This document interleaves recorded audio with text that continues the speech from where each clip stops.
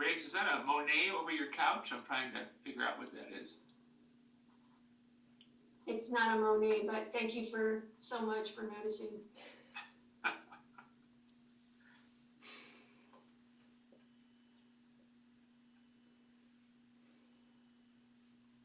Looked like one of the water lily paintings. It does. That's actually why I picked it. It's more of an abstract if you see it up close. It's really kind of nothing, but it does from far away look like a Monet. But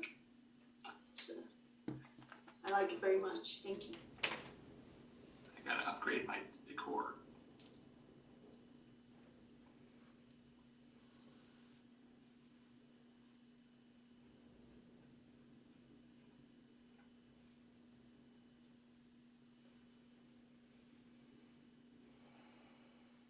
Mr. Kennedy's got some good paintings too, I noticed. Yeah, this is a conference room. I don't know exactly what those are.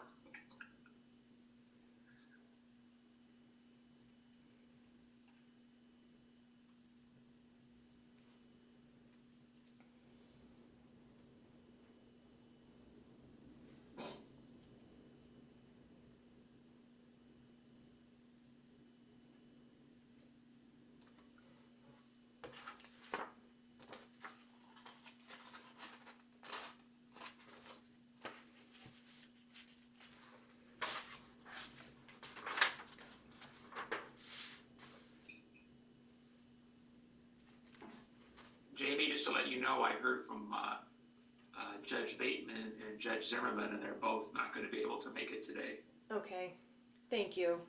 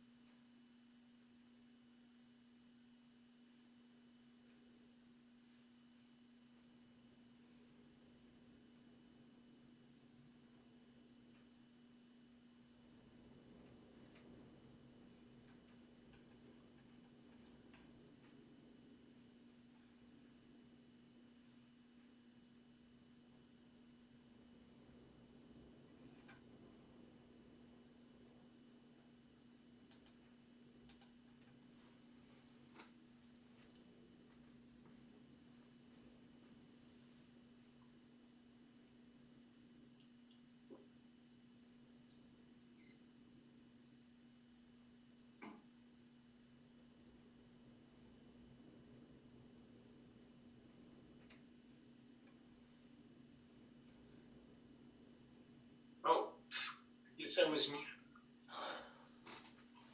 I had a really nice conversation with all of you, but I guess you couldn't hear me.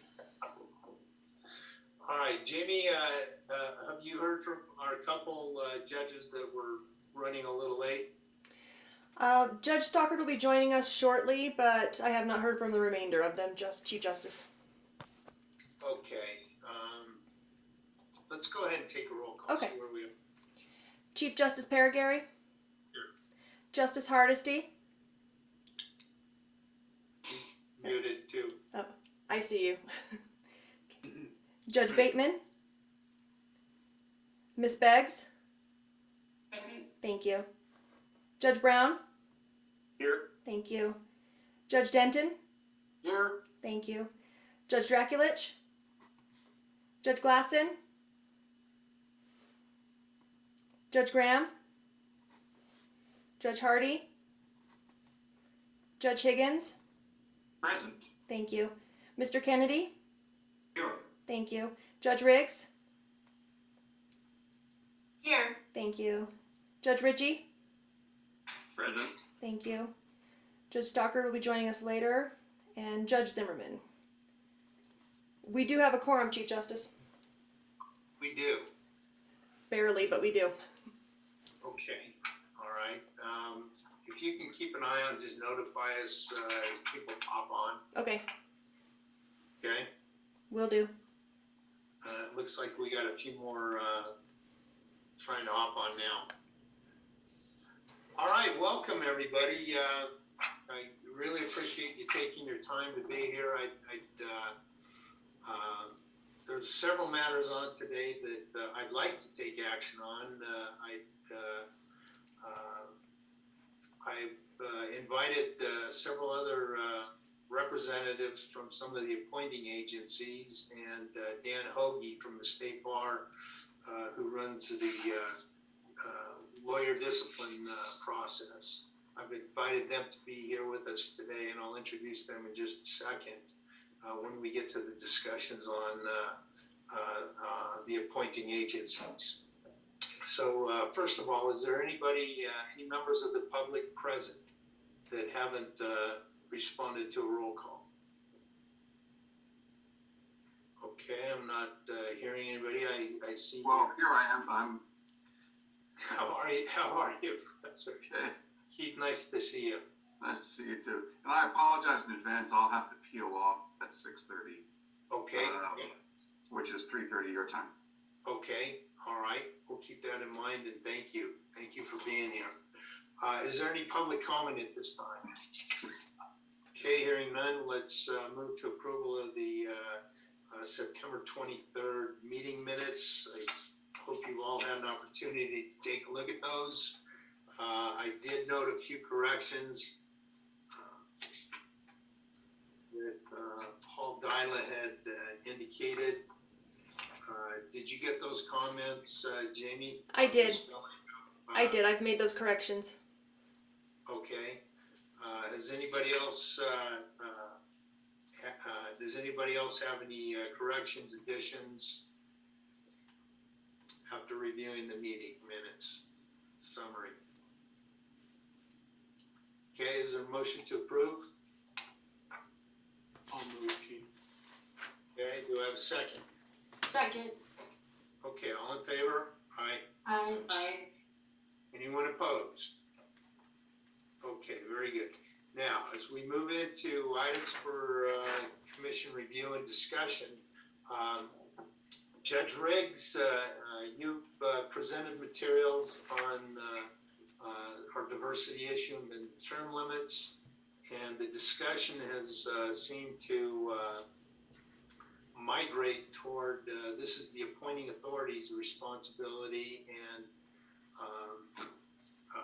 other than creating some policy positions, we're not quite sure what this commission can, or what the legislature even can dictate as far as term limits and some of our other issues. But the important thing was to bring this discussion to those representatives of the appointing agency. And so that's what I've done. I've asked Kevin Benson to be here from the governor's office and Kim Farmer from the State Bar of Nevada as the appointing agencies. So Judge Riggs, I'm going to let you give just a little briefing on the issues as you see them, as the commission has been discussing. Thank you, Chief Justice Paragieri. I would refer the commission members to my letter of October 17th that's included in the meeting materials. This is similar to my September 8th letter, and these are the recommendations that came out of my presentation at our second meeting regarding gender equity, terms of office in the process for appointment of commissioners.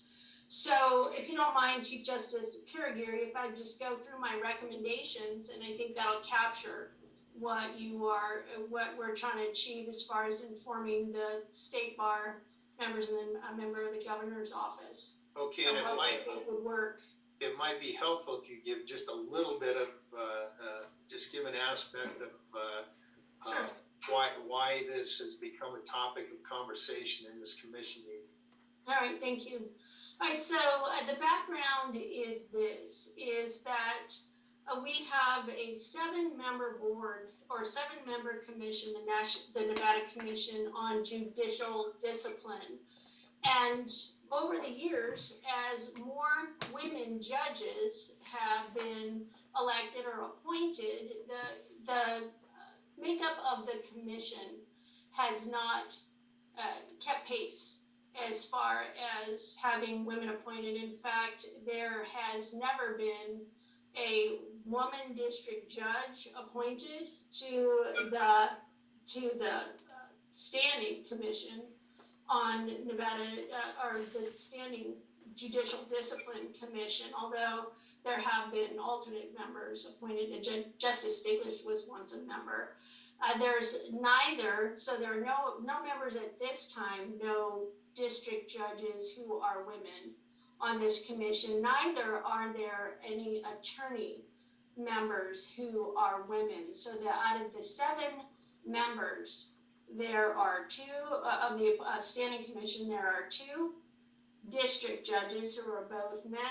There are 2 members of the State Bar of Nevada who are both men, and there are 3 lay members, one of which is a woman, Ms. Humphrey, and who is one of the lay people. And so as more and more women come before the Judicial Discipline Commission, I think that I get the feeling that most of us on the commission, although I can't certainly speak for everyone, think that it's important that diversity is represented, not only for women, but also demographic diversity, and that currently doesn't exist on the commission. Now, the way that members get onto the commission is by appointment of governing authorities. So the way that the 2 judges, the district judges, get on the commission is the Nevada Supreme Court appoints them.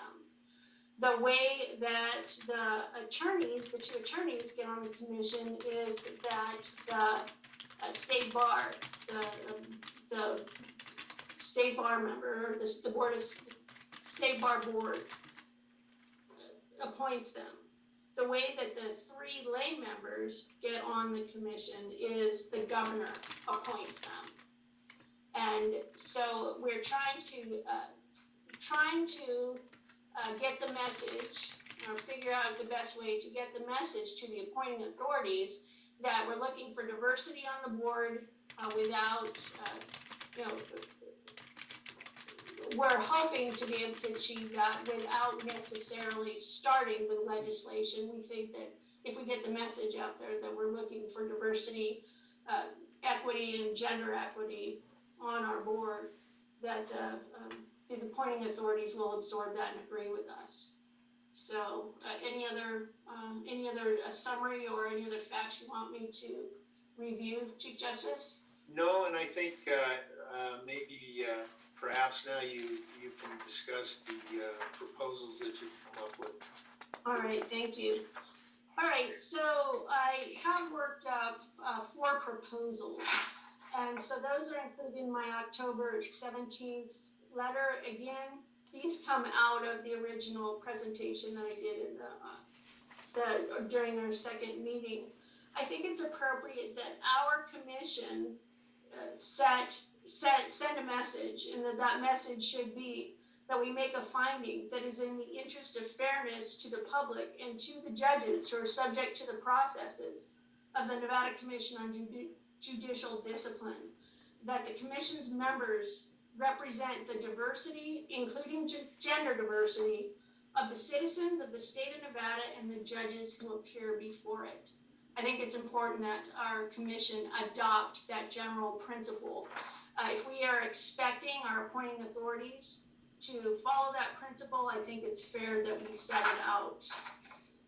My second recommendation is that our commission recommend that the Nevada Commission on Judicial Discipline amend the procedural rules, their own procedural rules pursuant to Rule 36, to include a rule stating the following: that when a commissioner's term is expiring or when a vacancy occurs on the commission, the executive director will inform the appointing authority in writing and or via electronic communication of the expiring vacancy. So you should, so members of those appointing authorities, you should be getting a letter. However, part of my recommendation is that the executive director may not advise, recommend, or request that the appointing authority appoint a specific person, including the incumbent, to fill the expiring term or vacancy. And the principle behind that is simple. The jury doesn't get to pick the jurors. Now, it is within your purview that you appoint by the Nevada Constitution, that your agencies appoint those people. Yeah, the only information you need to know is that that somebody's term is expiring, and then it can be up to you whether you want to reappoint the incumbent or to appoint someone new. So that's my recommendation in number 2. In my recommendation in number 3 is that our commission sets out a recommendation that the Nevada Commission on Judicial Discipline adopts a written policy providing that at the time of the term expiration vacancy on the commission is announced to the appointing authority, that the executive director inform the appointing authority in writing that the commission seeks members who reflect the diversity, including gender diversity, of the people of the state of Nevada, the State Bar of Nevada, and the Nevada Judiciary. So you should be getting a message from the commission if we approve this and the commission decides to adopt that policy. You should be getting a message that we are seeking diversity, including gender diversity. And then this is the last recommendation is the most specific. And here it is.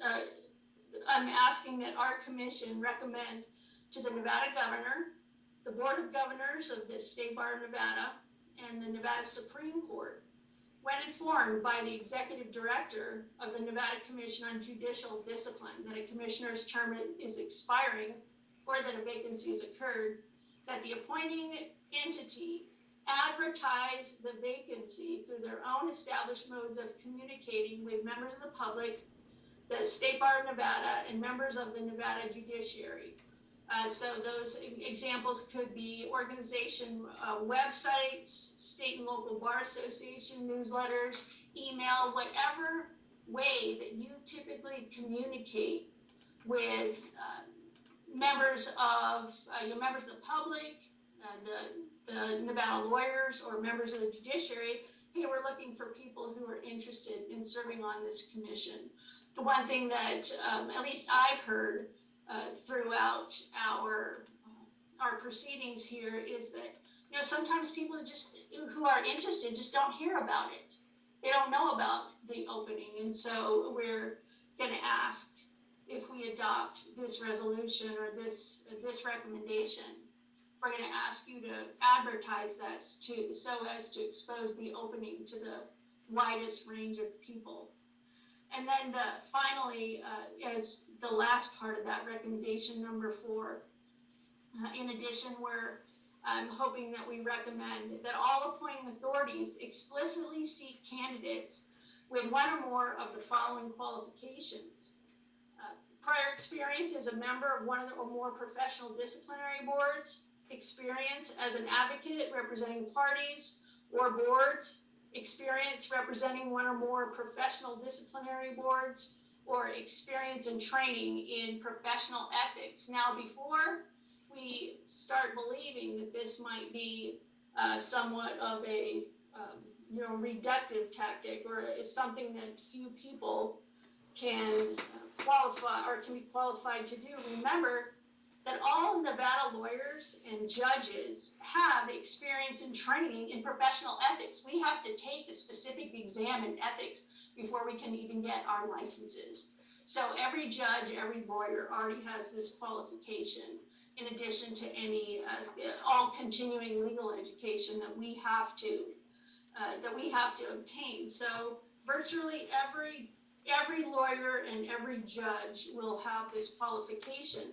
But in addition, regarding lay people, anyone who's had any fiduciary responsibility it will be subject to ethical rules. Accountants, elected officials who would be, or government employees who would be subject to the rules of the State Ethics Commission. Contractors, Nevada contractors, have a 10-point code of ethics. It goes on and on. Most professions require some sort of ethical background or responsibility. So I don't believe that this is a qualification that is restrictive in any way. It also, having people who are qualified in this area relates to the seriousness of the duty. We're talking about, having responsibility over the careers of career judges. And so I believe that this is a responsible and reasonable qualification to request the members of our commission have. So Chief Justice Perry, those are my recommendations. Okay, and is it fair to kind of summarize everything as a desire to bring to the attention to the appointing authorities these issues, not necessarily mandating that they do anything? I'm not sure. Yes, that is fair. In fact, under the Nevada Constitution, that's, we're not able to mandate without either a constitutional amendment or additional legislation. Nobody is able to mandate to the governor's office, to the Nevada Supreme Court, or to the State Bar of Nevada whom they may nominate and in what manner. And my understanding, and again, correct me if I'm wrong, is representatives from the Judicial Discipline Commission don't have any fundamental disagreement with encouraging diversity at all. It's just and I can't speak for them, Justice Purgary, and as I have indicated before, our commission is the commission to study their practices. And so, I think that any members of the Nevada Judicial Discipline who are actually members of our commission would be better placed to answer that question. Yes, but you've received the correspondence from the executive director addressing the various topics you've just discussed, right? Well, and I have, and I think it would be a couple things. I don't think it would be completely accurate to say that either Mr. Dyla, speaking individually or in whatever format or whatever way he may be representing the commission in these proceedings, I don't think it's fair to say that he agrees with all these proposals, and in fact, I think he specifically disagrees with some of them. But Mr. Dyla is not a member of this commission, so if any member of this commission wants to adopt any sort of points in disagreement with my recommendations, I think that would be appropriate. But as far as his written opposition to any of these, I think fairly at this point he's a member of the public, and unless again his position is specifically adopted by a member of this commission. Yeah, and I was just talking generally, and has anybody, any of our members, our commission members, who are also representatives of Judicial Discipline Commission, wish to offer anything at this point on this topic? This is Mark Jensen. I know that Mr. Dyla has done extensive consideration of these issues.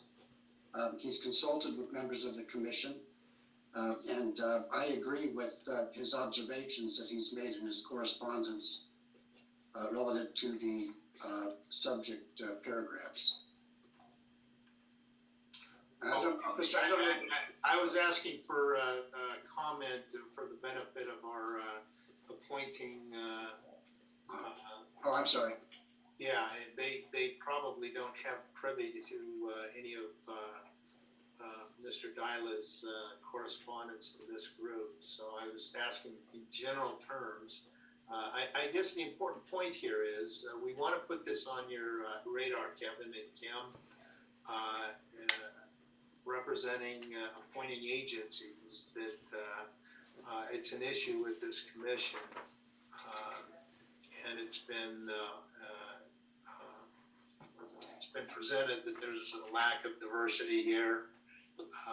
And so we wanted you here just to sensitize you to that issue.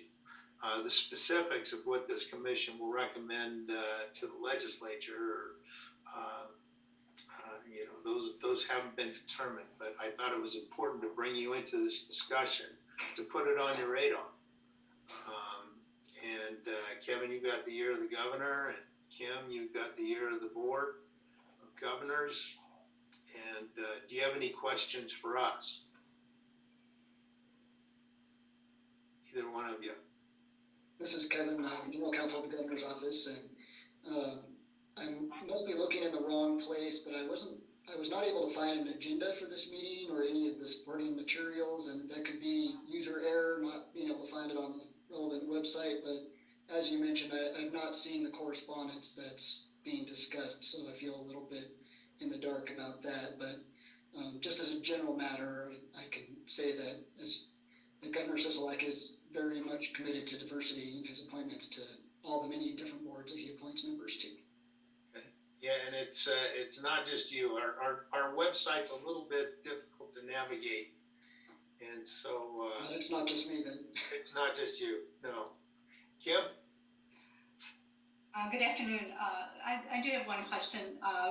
The list that Judge was mentioning was gender and geographic. Is ethnicity and race part of that component that you would like the board to consider? And if I may answer Justice Perigere, yes, we actually are looking for complete diversity. We are, our judiciary, it gets more and more diverse every cycle, which is a wonderful thing. And we think that if a person is going to be facing a disciplinary commission, they should be able to see someone who looks like them, at least one person on the board. So yes, thank you, absolutely.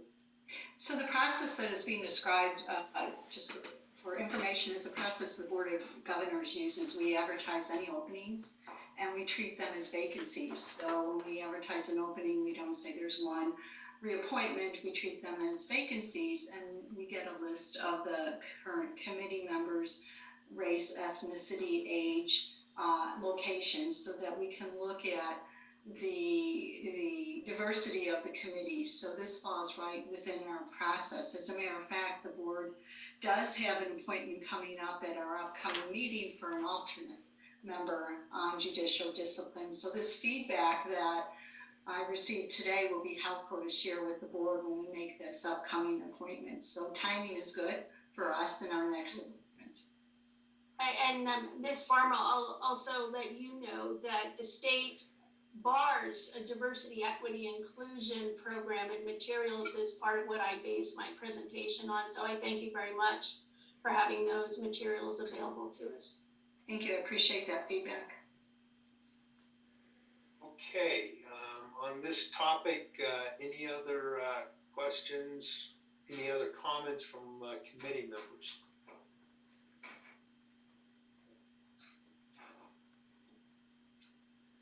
All right, and another aspect that we're discussing at the moment, Kim and Kevin, is term limits. And I'm not sure anything can be done we aren't at that point to where we can determine whether that's a legislative item or not. But again, as an appointing agency, perhaps that's also something to consider as you're making your appointments. Chief, Professor Fisher has his hand up and may want Yes. to comment on the diversity gender issue.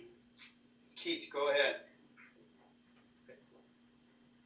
Thank you. I'm acutely aware that I am not necessarily au courant with all of the Nevada-specific aspects of this, but I am very familiar with the way these commissions run in other jurisdictions. And the only advice I would give is that you don't want to be unduly prescriptive, because a lot of states have the same division of judges and lawyers and lay people. And it's not like Black Friday at Walmart. You do not have a lot of people lining up to volunteer to be on these commissions. And a lot of states have experienced considerable difficulty in filling these positions, which suggests that, unless Nevada is quite different from those other jurisdictions, that you don't want to place a term limit, and you want to be a little bit careful about credentialing, especially for the lay members. I don't know of any other jurisdiction that requires experience in ethical matters for lay people. I think Judge Riggs correctly points out that judges and lawyers already have some exposure to that, although lawyers have no exposure to judicial ethics unless they happen to be involved in that for some reason professionally, but only the rules of professional conduct is applied to lawyers. So it's going to be some on-the-job learning for all people, lawyers included, but certainly the lay people. And I just think that the more prescriptive you get about the membership, the more counterproductive it might be in terms of filling those slots. That's all. Thank you, Keith. And I think Justice Hardesty had mentioned something along those lines during our last meeting with the issues that we have in making our appointments. And so you're correct. They aren't easy appointments to make because you don't have people that are tremendously interested in doing it. At least that's what we found in our experience. We'll reach out, and there just doesn't seem to be an interest to serve on these committees by several members. Jim, if you want to. Yeah, I still feel that way, but I also think that the proposals, at least through the first three and half of number 4 from Judge Riggs, are not at all prescriptive. They're expansive. they're reaching out and saying, let's expand the panoply, or they expand the folks who might be considered to be selected. The specifications of their background in either professional ethics or in disciplinary boards, that would be kind of prescriptive, I think. And I think that might be narrowing the field too much for us to be able to find people with that kind of background. I appreciate her description of the types of professions that would make it inclusive, but I also think it's hard to get folks that have served on those boards or in those capacities to serve. But I view the first 3.5 of her proposals as being expansive, not prescriptive. And they are consistent with the state bar's stated goal to pursue equity and inclusivity of all members of the bar and the public in this process. I'm interested in hearing specifically from Judge Denton about his concurrence with the letter. I don't understand the problem. I don't know why we wouldn't want to ask the appointing authorities to be cognizable of a more inclusive process. That's just my view. I do agree that we're not talking about term limits here. That's off the table as far as I'm concerned. I think that the executive director has demonstrated that that's something that's going to require a constitutional change if one is made at all. But most of the proposals that are suggested here by Judge Riggs are not prescriptive in nature. They're broad-based and expanding the scope of people we would solicit. And so I welcome Professor Fisher's comments, but that's how I view it. Now, is there something in there about in the first 3.5 proposals that she makes that are too prescriptive? I don't think so. And as I said before, I'm a bit at a loss to understand the objection that has been lodged in the letter from Paul to those 4 proposals, except maybe the last 4. So anyway, and the commission itself doesn't appoint anybody. The appointing body is people outside of the commission. The commission doesn't have a damn thing to do with appointing these people, other than to notify the appointing bodies that there need to be appointments made. So I think this is an issue that is completely within the purview of the appointing bodies. And so if we feel like gender and equity, diversification is a important topic for the legal profession, then it seems to me that we ought to endorse that and encourage the appointing bodies to be aware of it. And even though Mr. Benson hasn't had a chance to see the materials, I have expressed the view in the past. I think the governor is very cognizable about this, and I know the Supreme Court is. Certainly the state bar has been very active for more than, I don't know, Kim, 4 years probably in this equity and diversity issue. So I didn't really see why this would be so controversial. This is Judge Denton. Perhaps I was misunderstood when I was referring to Mr. Dyla's correspondence. As I understand it, and I'm quoting here, for example, he refers to paragraph 5, and I think this is a different item that he's referring to. This is attached to a letter that he sent to Chief Justice Perry Gary and Justice Hardesty. This is one of the things he says. I do not believe the Nevada Commission would object to the incorporation of general diversity language in its staff letters to appointing authorities, notifying them of vacancies or term expirations. Paragraph 5, I do not believe that the Nevada Commission would object to this paragraph, etc. In other words, my understanding is that there was no objections to the diversity aspect. There were just some technicalities that were involved that went beyond diversity to specific references. For example, that an appointing authority could not the commission could not make requests for recommendations to an appointing authority, etc. Could not endorse or whatever. Mm-hmm. That was one of the things that he was referring to. But I don't think there's any problem with the diversity aspect of it. Well, that was my understanding going in, Mark. So I was a little bit surprised. I suspect the letter you're referring to is the one that we got before, and not something that was responsive to what Judge Riggs has recently submitted, which was more focused on equity and diversity. We might, on a more narrow topic, I don't know why the commission would be involved in or have any role in recommending its replacements. That's up to the appointing bodies to do. So Paul and I just disagree on that point. Apparently, I disagree with you too on that point.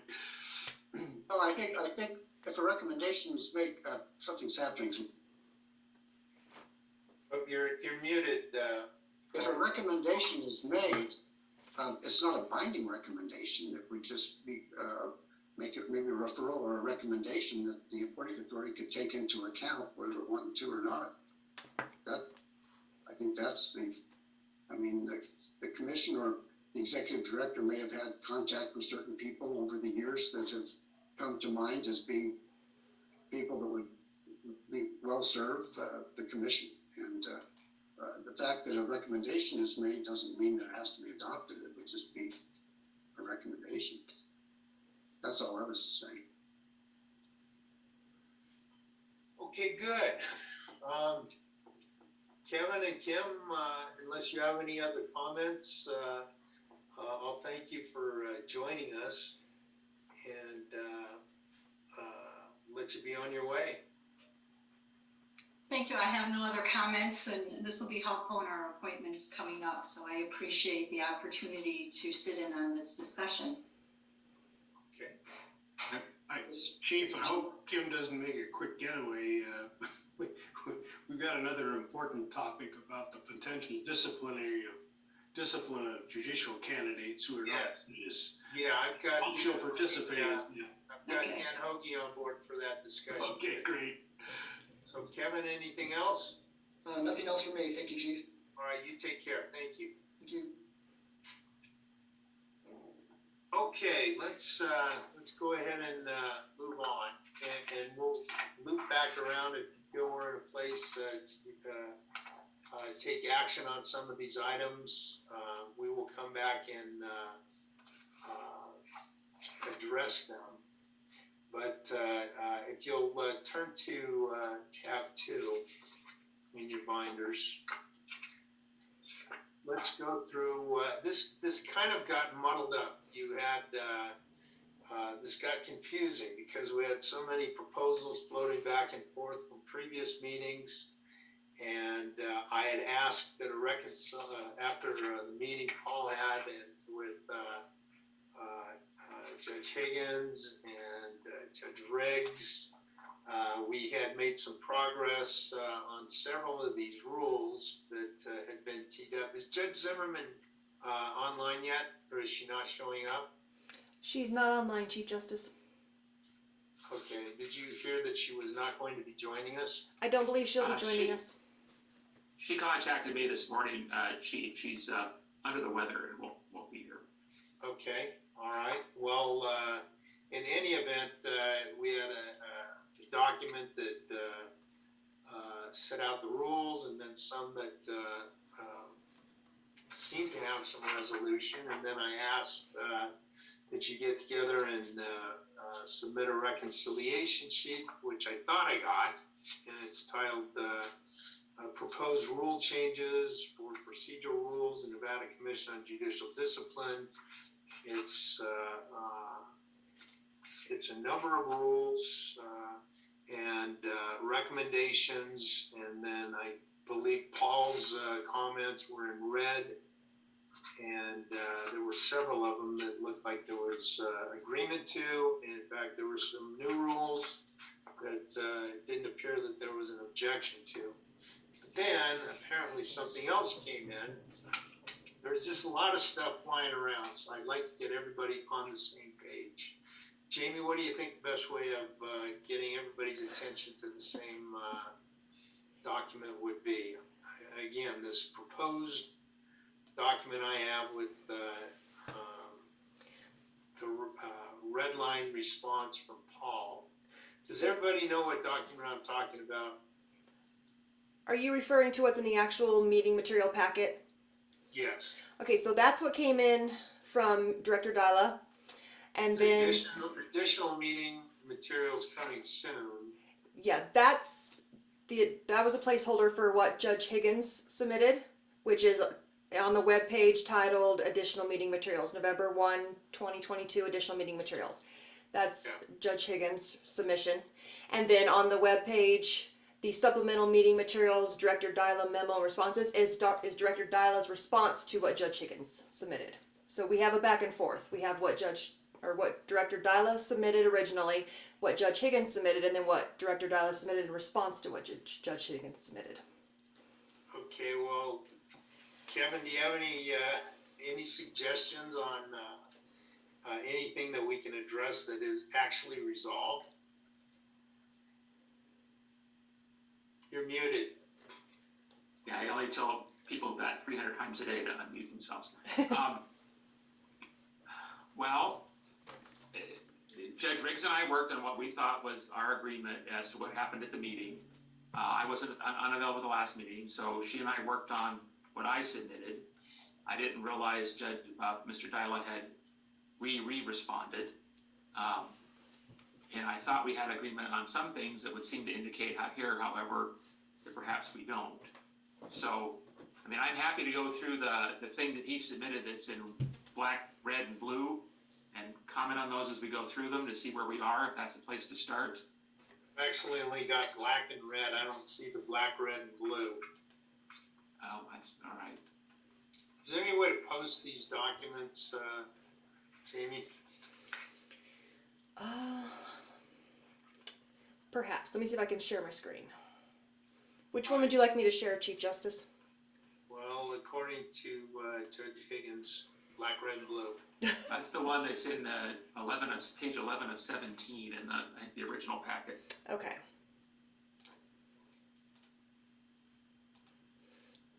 Bear with me one moment while I open it.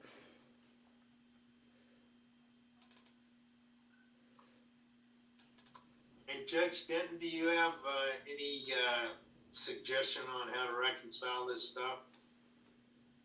I can't say that I do. No. Can everyone see that? Yes. Okay. So this is what Director Dyla submitted originally.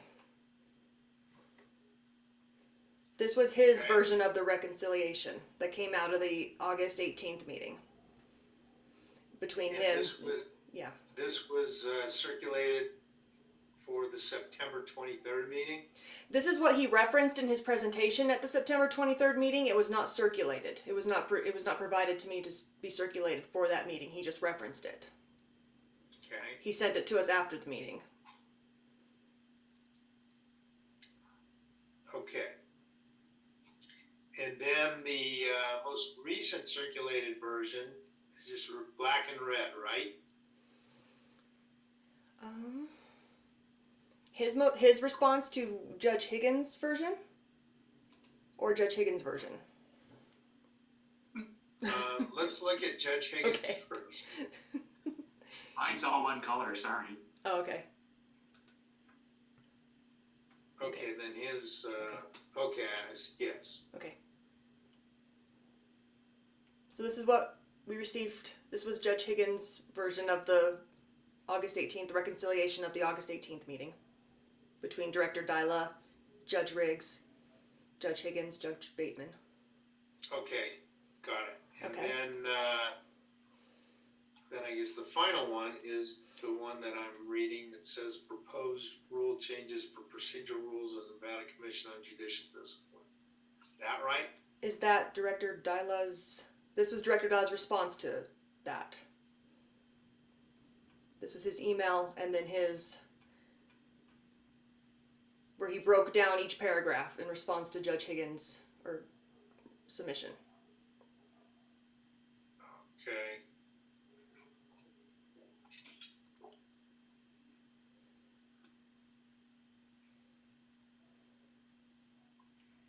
Has everybody had an opportunity to look at all these documents? This one just came in at the end of last week and didn't post to the website until early yesterday morning, so it's possible they haven't seen it. I haven't seen Mr. Dyla's reply to my response. This is, You haven't? nope. No, Yeah, we received it late last week. I was working off the one that you had sent, and I thought that stuff was resolved, at least for Rule 6, 12, 18, 26, 27. And so I haven't really been fine with this response that Jamie is sharing now. And Kevin, you haven't either. And Chief Justice Piragiri, would it be appropriate for us to table this discussion then to, these responses by Mr. Dyla, it doesn't sound like Judge Zimmerman has had an opportunity to review them. And also, I want to be clear about what this meeting was about. Judge Higgins, Judge Bateman, and myself were asked to meet with Mr. Dyla to review what we could all agree upon, what could be taken off the table. And that was despite the fact, that, again, Mr. Dyla's not a member of the commission, but we're all meeting in good faith. I believe all of us were meeting in good faith to see what we could come to an agreement on. And then, this wasn't supposed to be a debate about what we could not come to an agreement on. So, given that, Judge Bateman's not here, Judge Zimmerman's not here, and, now Mr. Dyla appears to have some additional comment on what we thought we'd already come to agreement on, would it be possible to table this part of the conversation until another meeting? Yes, but we seem to be getting into that same spot where we're missing some critical members frequently, and we need to wrap this up. And our job was to make recommendations, create a report, and inform the legislature that we've met, we've looked at these issues, and our recommendations are X, whatever they are. I was hoping that we would get some resolution to some of these items. I mean, theoretically, we could submit a report that says, oh, the commission is recommending and submit Ann's original letter. We just haven't moved far off that mark. I'm kind of disappointed we haven't been able to have more thorough discussions about these, but we seem to be ending up in the same place.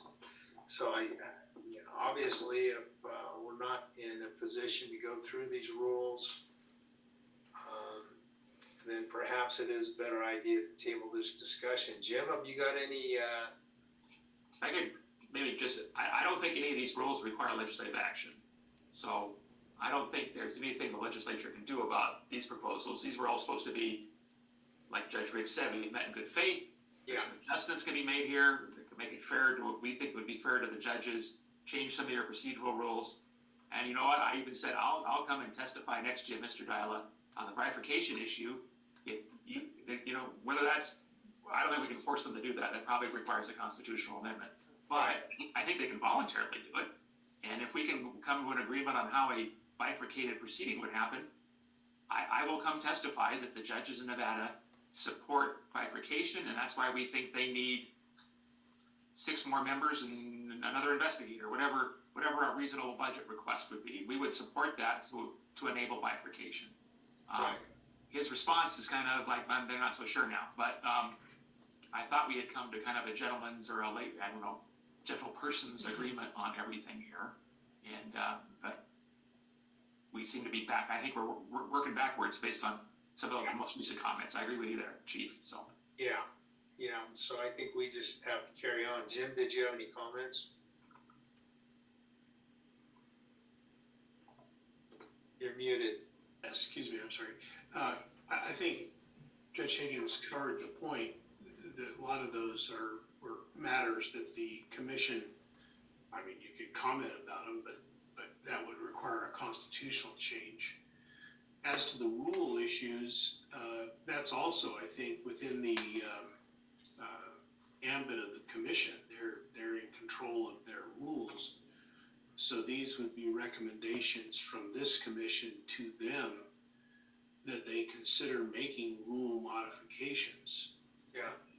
And they can accept those requests or not.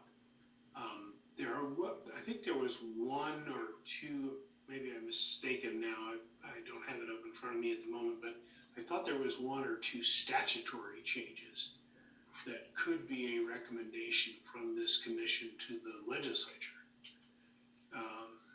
as to the operation of the commission.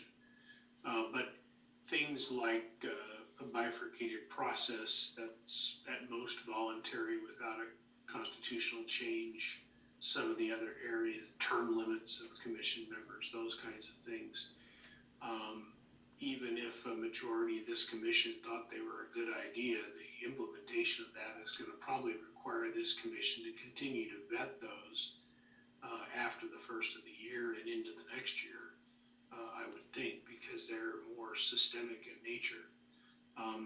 I was hoping that we might be able to plug into our BDR the things that we think would require or could be handled as a legislative change if in fact there are any recommendations that do.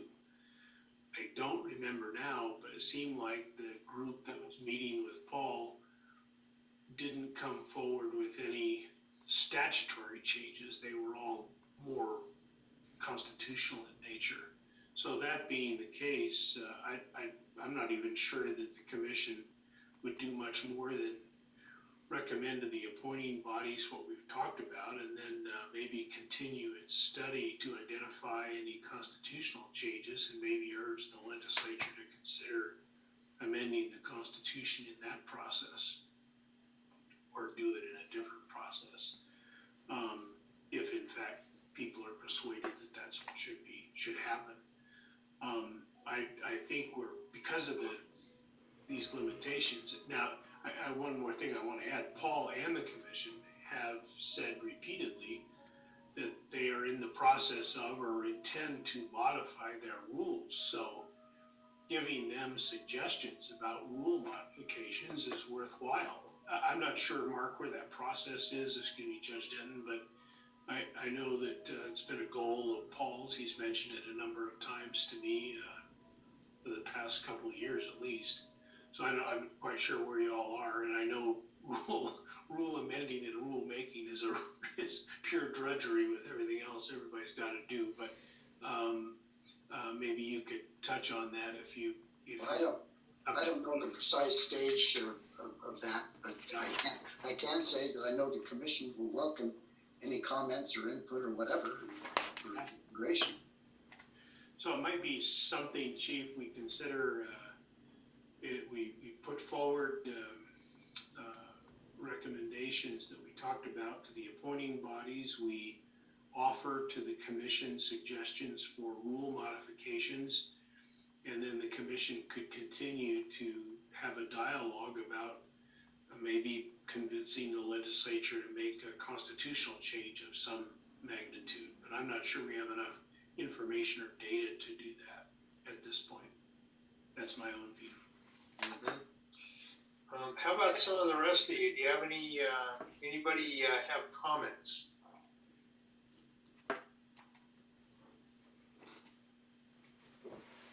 Richard, I see your glass and I see your on the screen. Do you have any comment?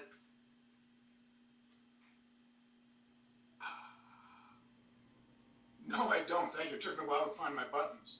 I like the direction we're taking.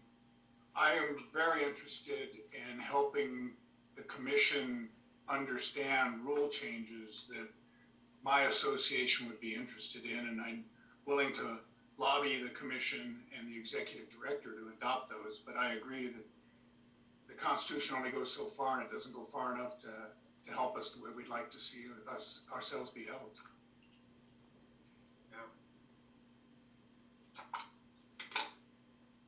Okay, I think on the rules themselves, I think we're about as far as we can go on these. Everybody's expressed themselves. The commission is weighed in fully, and I think as Judge Higgins indicated, probably the best thing to do is have all of you take a look at what the last distributions, which I thought was Judge Higgins's, but apparently Paul has also responded back. And then I think we can, from those two documents, I think we can distill what has been agreed upon. Kevin, does that sound fair? Well, you haven't read Paul's response, but I was glancing through it. It appears perhaps there's less agreed upon than my impression was after the meeting, but I will review. And to be perfectly fair, the caveat was that Mr. Darley had to consult with the commission. He just can't, dictate rule changes. Correct. He's the executive director, but I thought we were closer to an agreement on some of these, and maybe we are. But I will take another look. okay. So I think the way we structure this next meeting is to pull out those items that are agreed to, and then we'll go through the rest of them and determine action items on them. And the commission as a whole agrees to what's being proposed. We've got a pretty good structure of that now that it's been hashed out over the last couple of meetings. So I think the bones are there to where we can go through and say, okay, the group is recommending this one, but not this one. We'll find out where we are. But I think everybody needs to have opportunity to fully digest these two documents. And I think those are the operative ones. And then there's plenty of backup information as these items were fleshed out.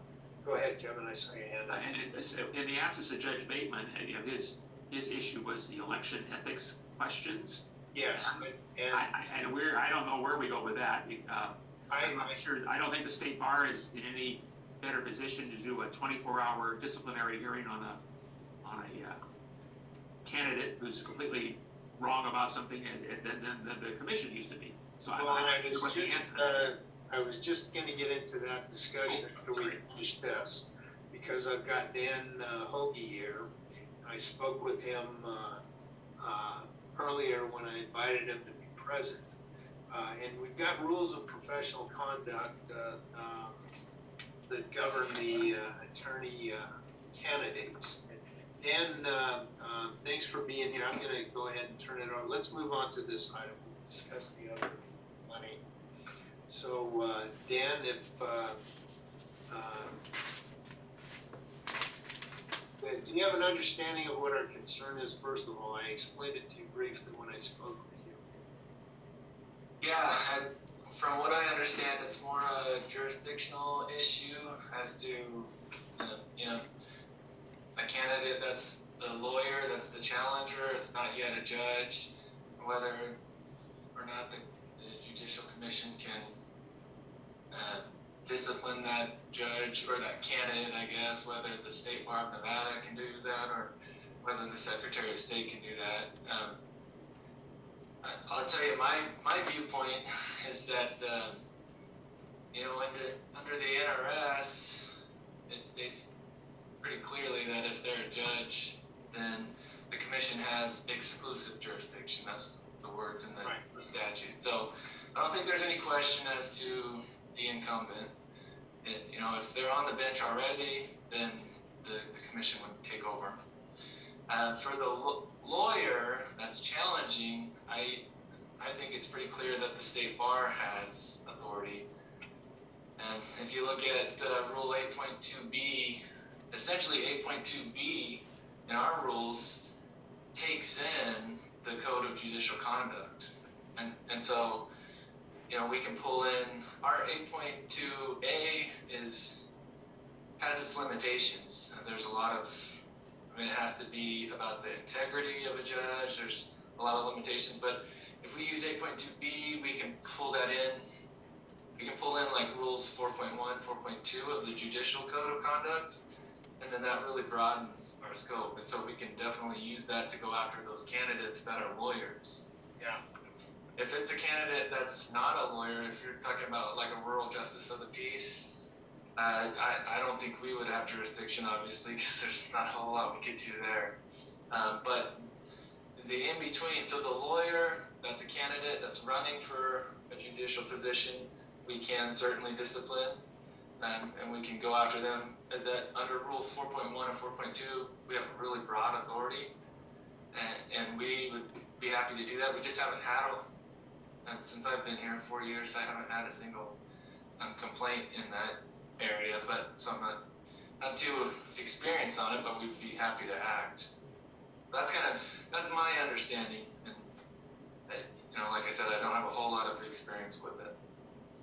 Yeah, and I think you're right. Under 8.2a, that's still fairly broad. It's false representations, and it does address the integrity of the sitting judge, adjudicatory officers. So I think there's plenty to work with. But what would it look like? And I think the reason you're not getting complaints is nobody else knew. They just assumed judicial discipline would handle these. And in the old days, we had that election practices committee that disbanded. And so there was a mechanism there for a short period of time that addressed campaigns. But I think the lawyer candidates rest right with the state bar. But what would that look like in your opinion? You're in the middle of a campaign and you just see this terribly unethical behavior. What does it look like from your perspective? What do you do? Well, I think that's part of the problem as well, just because our procedures are, the due process takes a lot of time. Typically, we will give them a chance to respond, so we'll send them a letter and say, hey, we saw this ad or we saw this comment. Can you explain yourself? Or we received this grievance from someone, and we'll give them a chance to respond. Usually, we'll tell them we want a response in 2 weeks, but it almost inevitably ends up being 2 months. And then we have to set it up a screening. If we need to, we have to go into further investigation, interview witnesses, subpoena records, whatever we have to do. And then by the time we get to screening, usually it's about, I'd say probably 90 days is probably the quicker time to 6 months. Anywhere from 90 days to 6 months is usually how long it takes us to complete an investigation. And so if you're talking about an election season and they make this comment in October, we're just not going to be quick enough to move before November elections come up. And so once we have a screen, then we have to file a complaint, and then it takes a couple months, probably 6 to 8 months for it to go to hearing, and then we send it up to the court. So extend it all the way out, you're looking at a contested matter is probably more like a year and a half. And so I think that the timeliness of it is going to be difficult. Most of these cases I foresee, like I said, I haven't had one yet, but I would foresee them happening after the election is over, is when we finally get to it. Because by the time we send out the letter, we complete our investigation, we run it through the process, and the election's already going to be over.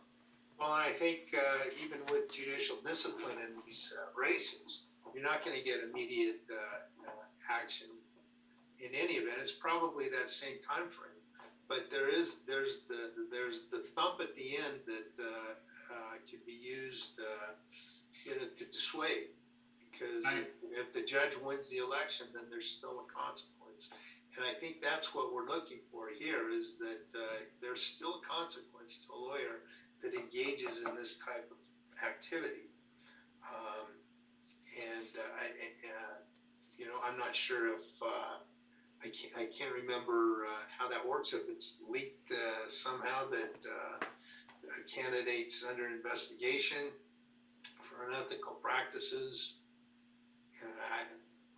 Under our Rule 121, we can confirm that there isn't an open investigation and that we received a complaint, but that's about it. Other than that, we can't give details about the investigation.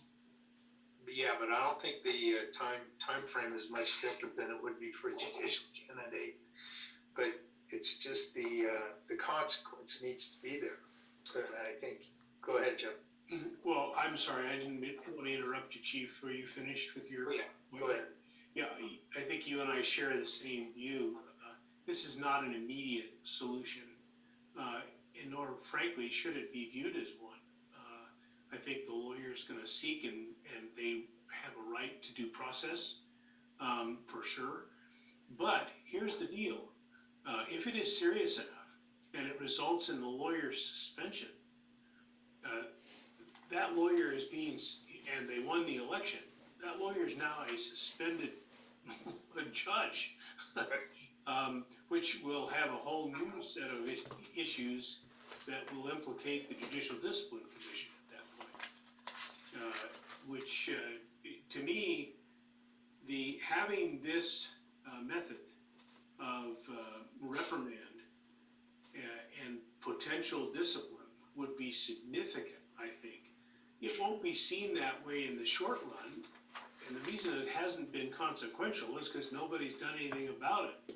Although I did read in the press, and obviously there's confusion out there, but there is a judicial race, I believe in Clark County, or races, in which someone has lodged a complaint with the State Ethics Commission I don't know if they have jurisdiction in any of this either, but I certainly think that the state bar has jurisdiction over the lawyer, and the Judicial Discipline Commission has authority over the judge. And if you're gonna make false statements and they're serious, it should have consequences, and it will eventually. And that, to me, is the kind of thing that will eventually bring about maybe some improvement in the behavior in these judicial races where it's not taking place. I agree. What about anybody else? Anybody want to weigh in on this while Dan's here? Maybe just a quick question. So if the libelous challenger wins and becomes a judge, does the state bar lose jurisdiction at that point, and then the case has got to go to discipline anyway? Possibly. I'm just calling it libelous conduct. I don't know what else to call it. If that happens when he or she wasn't a judge, which would be a state bar jurisdiction, but then they get elected and are now a judge, does the state bar going to retain jurisdiction to hear the case? Chief, if I could respond. Yeah. It's interesting. It wasn't election related, but during the 2020 elections, we had two candidates that were lawyers that had active investigations. And interestingly enough, in November, they both won. And so I called Paul and said, hey, I'm going to turn these over to you. And he said, no, you're not. You're going to keep them. So we ended up taking them through the process. One of them ended up getting a caution, and the other one ended up getting a reprimand.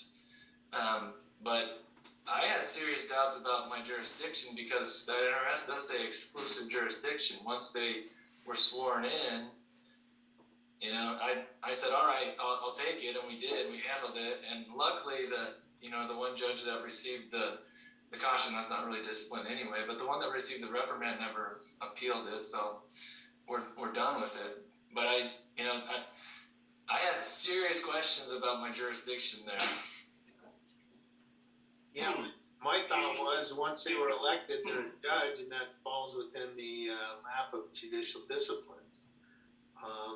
I don't know. That's a really interesting issue. Dennis? Yes, I can tell you a couple of controversies that I've had in this area. The first was a few years ago, and the question came up about the opponents of a particular candidate filing complaints. And in this case, we're talking about a lawyer candidate filing complaints with the state bar, getting a number of people to file ethical complaints or grievances, and then as a campaign tactic saying, this candidate has 25 pending complaints against him with the state bar.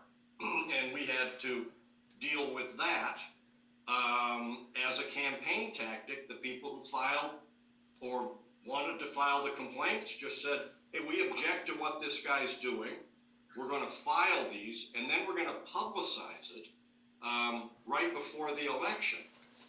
And that's a real problem if you open this up. Not to say that you can't file legitimate complaints, but I have seen it used as a campaign tactic, and it was difficult to deal with. Secondly, I also represented a judge, a district court judge who's now sitting, when we had the old campaign practices committee, and the campaign practices committee issued an order saying that the judge had violated one of the rules of judicial conduct. We went to federal court immediately, and Judge Hunt threw it out as being unconstitutional. And I mean, he didn't laugh it out of court. He said, this person's running for office, and that we're not going to have a truth committee sitting out there assessing the truth or falsity of statements made during a campaign. That was pretty clear under the First Amendment that was improper for anyone to do that. I just point these things out because there are problems with this that are sure to reoccur if we get back into this and start doing it. Yeah, and that's, I think, the reason the campaign practices subcommittee is banned. Yeah, it is. No question. Yeah. And again, though, I don't think there's a mechanism to get any type of immediate resolution. But I think that, as I indicated earlier, threat is what happens later, whether you're a sitting judge or a lawyer, let it be vetted and at least perhaps there's a consequence. But I'm not talking about an immediate fix because I don't think there is one. Yeah, the problem that you have there, though, is you've got the chilling effect with the candidate saying, I'm afraid to talk because of this threat against me. What had happened, I don't know. But this is not an easy issue, I guess, is my point. Yeah. Anybody else have a comment? Okay, Dan. Hey, thanks so much for joining us. Yeah, And thanks for having me. we appreciate the information. Kim, thank you. Thank you. And Justice Hardesty, I don't know if you had an opportunity to talk with anybody over at the Secretary of State's office on non-lawyers. Well, that's the question about whether the State Ethics Commission would be implicated. And I think there's likely a possibility that would be the case for non-lawyer candidate for judicial office. But, and this sounds critical, I don't mean it to be critical, but as slow as the process might be in front of the state bar, affording the person appropriate due process, the process in front of the State Ethics Commission isn't going to go a whole lot faster or have a much bigger outcome or a much different outcome because whatever the Ethics Commission does is going to be subject to judicial review. So it could go along for a fair amount of time. The question I would have, and I was going to ask Dan a question before he made a clean getaway, is your jurisdictional issue is something that could be cured through Supreme Court rule, couldn't it? Where the Supreme Court rules are amended that allows continuing jurisdiction over someone even if their status changes to that of a judge? Yeah, I think that would be helpful. I mean, Takes that case. let's suppose, for example, that someone running for office, a non-judge running for office, but a lawyer running for office, it doesn't arise in the campaign context, but they steal a bunch of money out of their trust account. And well into their judgeship, you all discipline them. You don't lose jurisdiction over that lawyer just because they became a judge, do you? And if you do, we should fix that. Because I don't think we want people serving as judges who committed crimes while they were lawyers. Well, that was my debate, I guess, with Paul, because I read the NRS which says exclusive jurisdiction once they're a judge, and so I was like, I don't know if I do have continuing jurisdiction. I think I lose it once they become a judge, and he was more in agreement with you, Justice Hardesty, in that he said, if it happened, if the misconduct happened before they became judge, then that's your jurisdiction. So it just needs some clarity, I guess. Well, if that is a rule issue, the Supreme Court ought to look at it, and this commission ought to comment about it. And if it's a statutory issue, I would think that it's something we ought to bring to the legislature's attention, because I think that's really bad policy to have someone who may have committed. I get Dennis's concern about First Amendment issues, and those are always a challenge. And I'm sure Dominion voting machines is concerned about what is truth and what is false, and that will be litigated eventually. I'm a little surprised at a federal judge saying we're not gonna litigate truth falsity when that's the elements of defamation. But all that said, I think what's important is, apart from a campaign controversy, a violation of the code of conduct, including a crime, would be something that I would hate to see us lose jurisdiction just because you became a judge.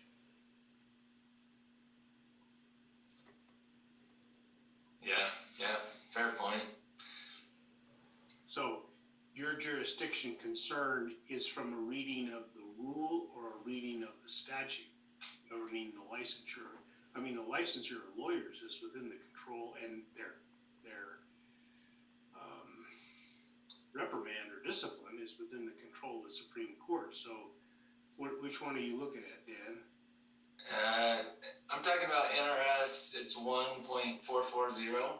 Okay. It says the commission has exclusive jurisdiction. It's those, that word exclusive, that's what throws me off. Yeah. So you're looking at the statute that deals with the exclusive jurisdiction of the commission as divesting the state bar of its disciplinary jurisdiction over the lawyer. Right. Okay. Well, I think we ought to. You've got concurrent jurisdiction, it's just like CLE requirements, isn't it? Well, I can see his concern. Exclusive is exclusive, so exclusive as to what? I could see the commission saying, well, how can we discipline somebody who stole money from a trust account or sexually abused children 2 years ago, where they weren't even a candidate for judge, let alone a judge? Yeah. It's a potential loophole, so one we need to close, I think. So that's a statutory change. Yeah. Like I said, we did end up issuing discipline to those two, and we weren't appealed, so it wasn't an issue of first impression for the court. But that word exclusive does scare me a little bit. Hey, Mark, is that in the Constitution, the exclusivity language, or is that just in the statute? I don't have it in front of me, and I don't know if you're that familiar with it. Yeah, I don't have it in front of me either. I don't know. We probably need. I thought it was in the Constitution. We better check it. Yeah. All right, anything more on this topic? Okay, let's move to item 5. This bill draft request that we've got sitting as a placeholder. I think it's under tab 3 of the materials. McCormick, John, are you still on? Yes, sir. Okay, can you explain what's going on with this? I think, didn't you say you submitted? Oh, on the legislative thing? Yeah. Yeah, we had that initial sort of one sentence term limit bill draft as a placeholder. Because of the statutory requirements for when bills have to be pre-filed, we were unable to get significant enough language together to send that over to LCB because that deadline came and went. So we're gonna just have to come up with whatever compromise language we have and want to change it to, and then amend that during session. So the only thing will be if people have that sort of sticker shock when they see that the bill draft come out. But again, we're gonna have to come up with that language and amend it in during session because the window of opportunity to change the language of the bill is gone.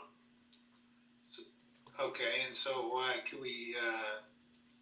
could we amend the language if we wanted to address exclusive jurisdiction, assuming it's not constitutional, judicial discipline on lawyer? I mean, if we just want to make that one change, I might be able to do that with LCB now. If not, it will have to go into whatever sort of amendment we come up with for during session. And my impression is we aren't sure this is gonna be approved by this committee anyway. Right. in which case we just withdraw it? Yes. Okay. Okay. Then are there any other comments on this item?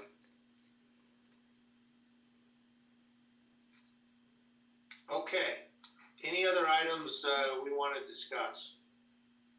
Does anybody have anything else that we haven't discussed? Okay, and here's what I'd like to happen the next meeting is I think I want to take action on the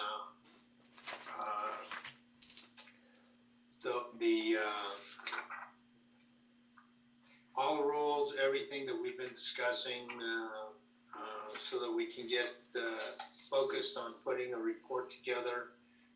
Again, if we can get those resolved matters, Kevin, if you have a chance to look at Paul's latest response to what I thought was resolved, and give us a rundown on that, and then I'd like to see all of those rules we've been discussing and proposed motions on those rules consistent with what the discussion has been. We'll go through and one by one take them and get a up or down vote on them as recommendations. Does that sound like a plan? Yes, I'll read his reply to the response, and then I think I'll draft up what I think what the proposed rule change should be, and we can vote on it up or down. I'll certainly consult with Judge Riggs and the other members of our committee, and I'll bring John's volunteering John. Just having a look at the language. He's Mr. Statutory Language. Have him look at that too, so we're all clear on that, and have it ready before the next meeting. Okay. Does anybody else have any other thoughts or recommendations going into this next meeting to where we can be productive and be in a position to get a report generated? Not related to that, Chief, but this is McCormick, but I pulled Article 6, Section 21 of the Nevada Constitution, and there's no mention of exclusive jurisdiction in there. Okay, good. Good. Just hardest to hear on mute. That would be a reason to get a BDR from somebody on that statutory section. Because clearly the statute would be a problem that we want to fix then. If we can convert our current BDR into that, that's probably maybe. Yeah, I think so, for sure. I would suggest the BDR, I don't know how others on the commission meeting feel, but I think the BDR should be modified, should request a modification to that section, changing exclusivity to exclusive to concurrent, or that it doesn't involve, it involves judicial discipline or judicial conduct, but probably concurrent would be a solution. Probably need to run that by Dan to get his view as well as Paul, but I think that would be a good use of that BDR if others agree. I agree. In fact, I'll make that motion, Chief. Okay, is there a second to the motion? I'll second it. This is Dennis. Okay, let's, all in favor of the motion, signify by aye. Aye. Aye. Anyone opposed? Are you opposed or aye? Anyone opposed to the motion? Signify by aye. Okay, it's passed. John, can you put something together and get it to Kevin, and we'll run it past the Judicial Discipline Commission as well. Thanks, Dennis. This is Judge Denton. I just wanted to point out, relative to what was just said about Article 6, Section 21, that also refers to the Supreme Court establishing the Code of Judicial Conduct. And when you take a look at the Code of Judicial Conduct, at the very beginning, it says application, and it says the application section establishes when the various rules apply to a judge or judicial candidate. So that's interesting. Yeah. Yeah, that's what Dan was referring to. That's a great point though, Mark, because within, section 5, when you're a judicial candidate, you could adjust those rules, Supreme Court could adjust those rules if it wanted to cover that loophole and allow for concurrent jurisdiction for the lawyer who's a candidate who's misbehaved. And allow, frankly, for the Judicial Discipline Commission to take action as a result of the lawyer who's been suspended. I mean, Yeah. have you guys had a case, Mark, where a lawyer was suspended because of their conduct as a lawyer who had become a judge? Have you ever seen that? You know, I can't recall that. You know, I've been there a while. I just can't recall any specific instance of that. Yeah. I didn't know if, like, no, not intended to disparage anybody, but in the Halverson matters, I don't know whether she was ever disciplined by the state bar. I think she was disciplined by you all. Yes, and I don't sit on any cases involving 8 judicial district court judges, so Yeah, I wasn't involved in that one. yeah, right. Interesting. Well, I think if we're gonna change the rule, if the statute would be seemingly inconsistent, we should change that too. Yeah. Or recommend it would be changed. So John, if you could put something together, appreciate it. Okay, anything else? Then we'll move to adjourn and I'll send out a notice of the next meeting as soon as it seems practical. So we'll get that out. Okay, thank you all. Thanks, Chief. Have a good evening. Thank you. Bye, everybody. Bye. Bye.